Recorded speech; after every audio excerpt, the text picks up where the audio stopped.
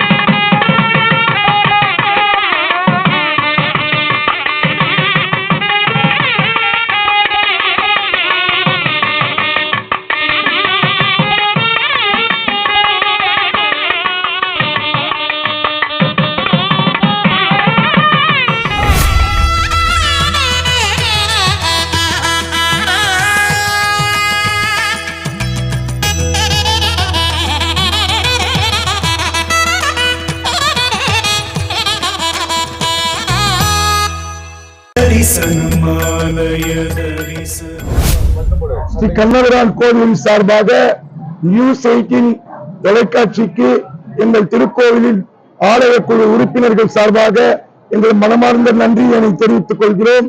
இந்த மேட்டுத்தெருவில் அமைந்துள்ள ஸ்ரீ கண்ணபிரான் திருக்கோவில் மிகப்பெரிய பழமை வாய்ந்த திருக்கோவில். முதலில் அது ஓடு போட்டு அமைக்கப்பட்டு அதில் பஜனை கோவில் மாதிரி இருந்தது. 2000 அதை புதுப்பித்து தளம் போட்டு கும்பாபிஷேகம் செய்தோம். 2012 இரண்டாம் முறையாக கும்பாபிஷேகம் செய்தோம். இப்பொழுது 2024 மூன்றாம் முறையாக கும்பாபிஷேகம் செய்திருக்கிறோம். இந்த கண்ணபிரான் திருக்கோயிலுடைய விசேஷம், இந்த கோவில் வேண்டப்பட்ட அனைத்து பிரார்த்தனைகளும் நல்லபடியாக நடந்து முடியும். இந்த கோவிலின் சார்பாக ஆண்டும் கிருஷ்ண ஜெயந்தி விழா நடைபெறும். சிறப்பாக 1000-1500 பேருக்கு அயன்புரம் அந்நியகுல சத்திரிய சங்க திருமண மண்டபத்தில் நாங்கள் அன்னதானம் அளிப்போம். இன்றும் அதே போல் 1500 நபர்களுக்கு அன்னதானம் கோவிலின் சார்பாக திருக்கோயிலின் சார்பாக அன்னதானம் அளிக்கப்படுகிறது.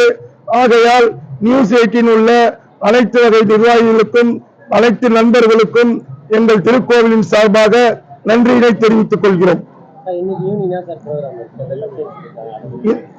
இன்னைக்கு மதியம் 11:30 மணிக்கு அன்னதானம் சமபந்தி போஜனம் 1500 நபர்களுக்கு சமபந்தி போஜனம் நம்பர் 71 அமைந்துள்ள ஒரு காலி மைதானத்தில் சமபந்தி போஜனம் நடைபெறுவதால் அதில் அனைத்து பக்தர்களும் கலந்து கொள்ளுமாறு கேட்டுக்கொள்கிறோம். இன்று இரவு 7:30 மணி அளவில் திரு தொழிலதிபர் ஆர் சேகர் அவர்களுடைய ஏற்பாட்டில் இன்னிசை கச்சேரி நடைபெறுகிறது.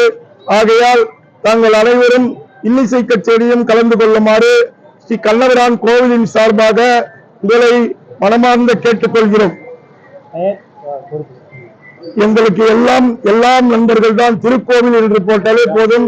தனிநபர் விழா குழுவினர்கள், தனிநபர் பெயரோ பொறுப்போ இந்த திருக்கோவிலில் கிடையாது.